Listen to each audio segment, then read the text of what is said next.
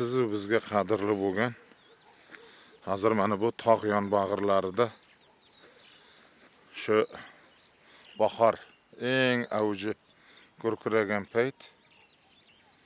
Qarang, sokin joy. Qushlarning ovozini, qurqurini eshityapsizmi? Bu tabiatni, Xudoni yaratganning mo'jizasi bu.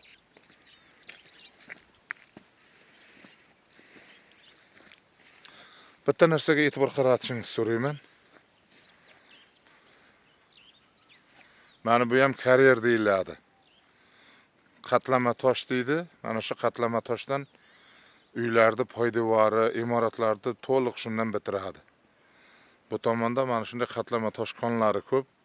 Mana bu o'yiqlar hammasi ana shu qatlama tosh olingan joy. Assalomu alaykum. Eson-omonmisiz? Salomatlik yo'l bo'lsin, yo'llar bo'lsin. Boqqa. Hey, yashang. Qani video qilyapsizmi? Albatta. Blogerda. Ha, nima desangiz shu qizg'aldoqlar ko'ryapsiz. Juda ham ko'rkam. Hozir akamiz ham bog'ni boshiga ketyapman deyapti, ko'ryapsizmi? Bog'ni boshiga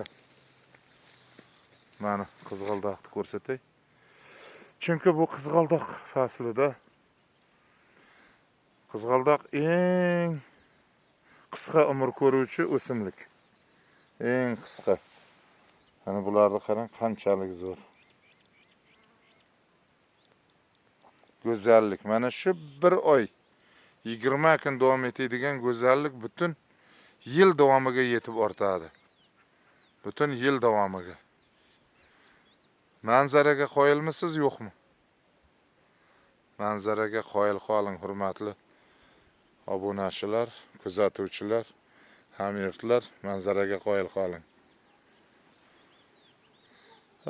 O'ngirda qizg'aldoqni ko'rdingizmi? O'ngirdagi. Ana u ham zo'r qizg'aldoq. Ana shu.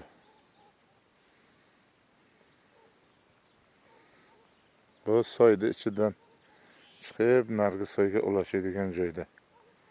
Odamlar mana shunday bog'lar yaratishgan.